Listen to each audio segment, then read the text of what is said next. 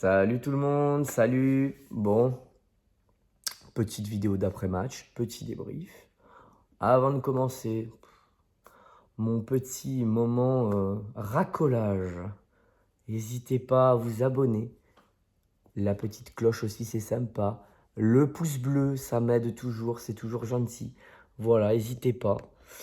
Bon, on va parler de ce match. Qu'est-ce que je me suis fait chier. Oh là là là là là là. Comme je dis souvent, de la merde en boîte. Franchement, j'ai trouvé le match, mais vraiment pas bon. On joue face au 19e. On met une équipe type. Je sais pas ce que vous en avez pensé, mais je les ai trouvés d'une faiblesse. Encore bouffé tactiquement. Euh, Pas une balle qui arrivait sur les côtés. On a Fantomatique Toko. Kadewere un petit peu en deuxième parce que c'est grâce au changement et encore. Memphis inexistant, non-match de sa part. Je sais pas si vous avez vu, mais les Dijonais, ils étaient très très regroupés.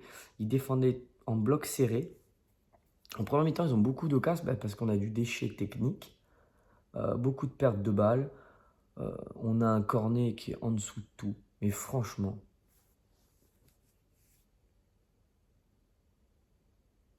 un match mais catastrophique la mi-temps. Tellement catastrophique que Garcia le sort à la mi-temps. C'est pour vous imaginer la catastrophe de sa mi-temps, quoi. Perte de balle, en retard. Il était en retard à tout. En retard dans ses contrôles, en retard dans ses passes, en retard dans son placement. Il n'y avait rien. Il a failli nous coûter 3 buts, des passes mal relancées au milieu, des pertes de balles dans l'axe, n'importe quoi. Il a fait n'importe quoi. Ça y est, on a retrouvé le cornet qui valait pas une cacahuète. Alors, je dis pas qu'il valait... attendez, je me remets un petit peu, on se met aux fraises.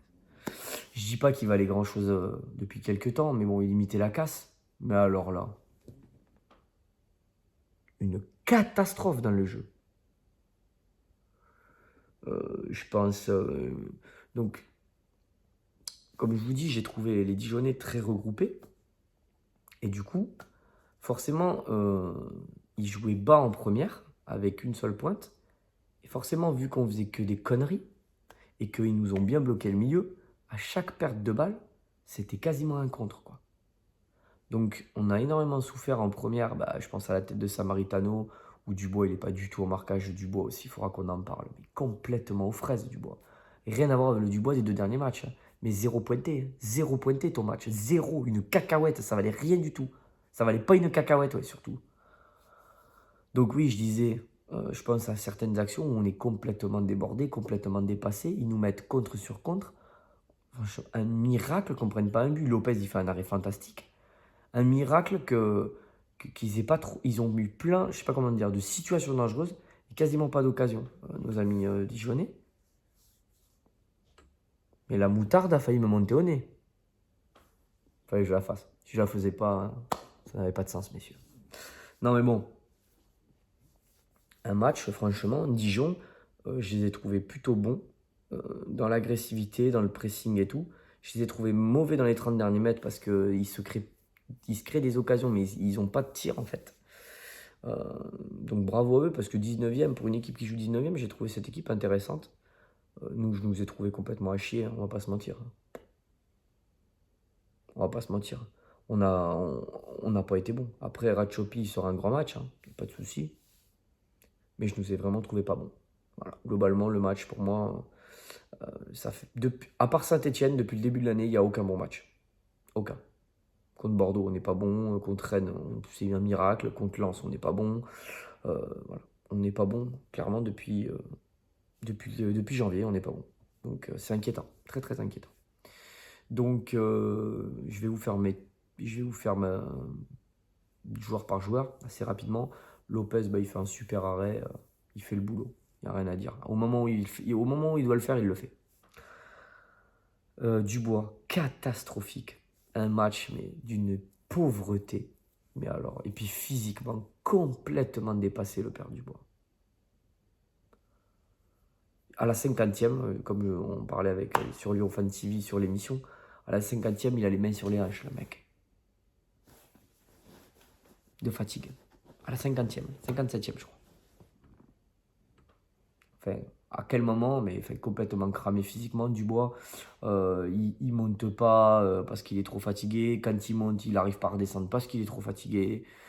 Complètement aux abois. Diomande Marcello, bonne petite paire en arrière, mais rien de plus à dire. Qu'est-ce que vous voulez que je dise d'un match ils ont fait le taf, hein, puisqu'on n'a pas pris de but, mais c'était pas un grand match de leur part non plus. J'ai pas vu deux grands joueurs, j'ai vu moyen, corné.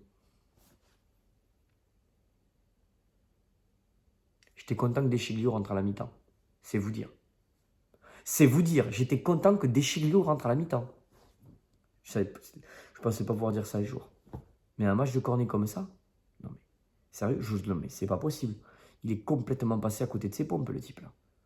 Non mais, à zéro. Zéro, il n'y avait rien à garder. Rien. Milieu défensif, on va revenir à quelques points positifs. Il n'y en a pas beaucoup. Hein. Bruno Guimaraes, très intéressant. Il était là, il a fait le jeu, il s'est décarcassé. Beaucoup d'apports, il est allé au charbon pour récupérer les ballons. Beaucoup d'apports, il a essayé de combiner comme il a pu, malgré que c'était compliqué. Bonne note pour ma part de Bruno Guimaraes. C'est, je pense, un des 3 meilleurs du match. Hein. Je pense qu'il ne va pas être dans mes tops. Paqueta, il met un but sublime. Super contrôle, il s'emmène le ballon. Super but du Paqueta. Il a eu un apport défensif très très bon. Offensivement, c'était un peu moins ça qu'à l'accoutumée. Mais j'ai trouvé un Paqueta indispensable, comme d'hab. Il met son but, il est là, il fait l'appel. Toko lui donne bien, il se la pousse bien, il se l'emmène. La conduite de balle, la frappe léchée. C'est du Paqueta. Joga Bonito. Pour moi, c'est un de nos meilleurs joueurs. C'est peut-être le meilleur joueur de l'équipe. Il est vraiment... Voilà. Et pourtant, je sens que c'est pas le Paqueta des 6 premiers mois. Et pourtant, c'est pour dire le niveau du mec. Aouar, alors deux visages.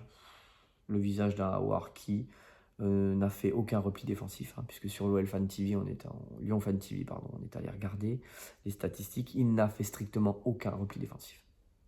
Je crois qu'il a 0 ballon récupéré. Je crois qu'il a 0 tacle. Hein. Enfin, ça a été défensivement, Aouar, c'est catastrophique. Je pense à sa première mi-temps qui, à mes yeux, est pas bonne. Pas bonne. Quelques coups d'éclat avec des contrôles orientés, des choses intéressantes. Mais pas bon. Première mi-temps, pas bon, j'ai trouvé. Et en deuxième, alors défensivement, c'est le néant. Ça ne change pas. On va pas quand même faire des courses folles pour revenir, dis donc, Aouar. Le mec, il joue en chausson.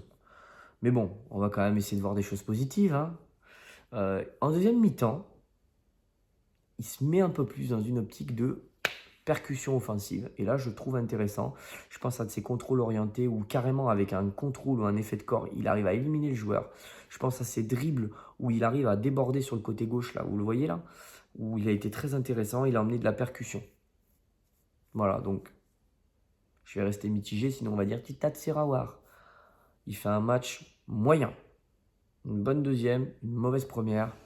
C'est moyen, une bonne deuxième. C'est un grand mot. Hein. Toujours aucun apport défensif, c'est compliqué. Le mec joue en chausson. Ou en tongue, vous choisirez. Enfin bon. Il n'y a pas au charbon, si vous voyez ce que je veux dire. Devant, alors là devant, c'est le néant. Hein. Toko. Allez. On va lui attribuer la passe décisive à Paqueta quand même. On ne peut pas lui enlever. Bon, au-delà de ça, c'est comme ça. C'est 0. Je ne peux pas vous dessiner Casper, hein, c'est trop compliqué avec mes doigts. Casper, fantôme. Fantôme, Toko. Un fantôme. Inexistant. Inexistant. Il ne serait pas là, il serait passé la même. On enlève cette passe là, sublime. Il n'a rien fait du match. Mais rien. Voilà. Et donc là, il y a le mec qui n'a rien fait. Puis après, il y a le mec au-dessus. On va passer tout de suite à Memphis. Je n'ai même pas la Kadewere. Donc là, Memphis. Tout le monde connaît mon affection pour Memphis, mais à un moment donné, il ne faut pas déconner. Alors lui, c'est pas l'inverse. Lui, c'est l'inverse. On l'a vu. Non, on l'a vu, ouais. Je ne sais pas si j'aurais pas préféré ne pas le voir. Le nombre de contrôles ratés à ce niveau-là, quand même, c'est assez exceptionnel. Contrôle raté, comportement de petit con. Hein, à râler alors que c'est lui-même qui rate son propre contrôle. Bon, mauvais appel. Il revenait pas comme à l'accoutumée pour permettre aux autres de percuter derrière. Donc voilà. Est-ce qu'il accuse le coup physiquement? Mais un comportement, quand il fallait faire des passes, il driblait, quand il fallait dribbler, il faisait une passe. Il a fait n'importe quoi tout le match. Le seul truc positif, c'est sa tête là et l'arrêt de Ratchopi, où là, bon, il fait le geste qu'il faut à peu près. Le reste, c'est une bulle. Un Memphis comme ça, mais c'est même pas la peine. Zéro. Et je pense qu'il accuse le coup physiquement. Donc Memphis, c'est la catastrophe. Et à droite, Kadewere, première mi-temps insignifiante, complètement insignifiante. On aurait dit Toko, alors les deux là. Deuxième mi-temps un peu mieux, il a essayé d'emmener de la percussion. C'est vraiment, il faut aller chercher. Hein. Je vous dis, les tops, je vais avoir beaucoup de mal à faire mes tops. Hein. On a gagné quand même. Hein. On est toujours là, mais bon. On va continuer les remplaçants. Et j'ai trouvé l'apport des remplaçants très positif. Tous, sans exception. Descheglio a été meilleur que Cornet. Slimani a été meilleur que Toko. Mais en même temps, qu'est-ce que tu veux faire? L'autre, c'était Casper. Donc forcément, Slimani, c'est mieux que Toko. Puis Slimani, il a joué devant et Memphis à gauche. Donc même Memphis, pas bon. C'est mieux que Toko, au moins on le voit. Même s'il fait que des conneries. Et Slimani, j'ai senti qu'il a emmené cette hargne, cette fougue. Il avait envie. Bon, l'envie d'avoir envie. Deuxième vanne dans la même soirée. Voilà, il avait envie. Bon, il n'a strictement rien fait, mais il avait envie. On a vu qu'il proposait des choses, Slimani. Qui c'est qui est rentré d'autre? Il a fait rentrer Cacré, qui a été très très bon, très très bon. Une entrée très positive, je l'ai trouvé vraiment bien. Et un Thiago Mendes aussi que j'ai trouvé mieux. Bien mieux que d'habitude. J'ai trouvé un Thiago Mendes bien mieux que d'habitude. Donc voilà. Très intéressant. C'était un match très intéressant de la part des entrants. Donc j'étais assez content de leur apport. Voilà. On va passer au top et au flop. Dans mes flops, et dans mes tops, ça va être très dur à trouver. Dans mes tops, je vais mettre... j'aurais pu mettre Bruno Guimaraes, mais je vais mettre l'entrée des joueurs que j'ai trouvé était bonne. Lopez et Paqueta. Les flops, il y a du monde. Hein. J'aurais pu en mettre. Hein.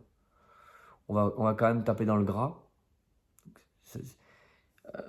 Dubois, Cornet. Alors, je ne sais pas lequel a été le pire. Je pense Cornet quand même. Ça a été assez exceptionnel, un non-match comme ça. Et puis Dubois, Cornet. Et puis l'autre, j'avais le choix entre Memphis ou Toko. Je vais prendre Memphis. Toko, il a strictement rien fait. Mais Memphis, lui, c'était catastrophique. Tout ce qu'il a fait, il l'a raté. Et puis, alors, il l'a raté, mais propre. Hein. Bien. Bien raté. Donc, Memphis. Voilà. Voilà. C'était pas un bon match de leur part. Voilà. Sur ce, j'espère un tout autre visage de notre OL. On a gagné quand même. Hein. On va se satisfaire de la victoire. D'accord? Moi, le premier, c'est bien parce qu'on continue à être dans la course au titre. Alors de vous à moi, je vous le dis, hein, tant pis, j'en ai rien à foutre, je vais pas me faire des copains. Là, honnêtement, ça fait 5 matchs, on est vraiment 5-6 matchs, on est vraiment pas bon, mais vraiment pas bon.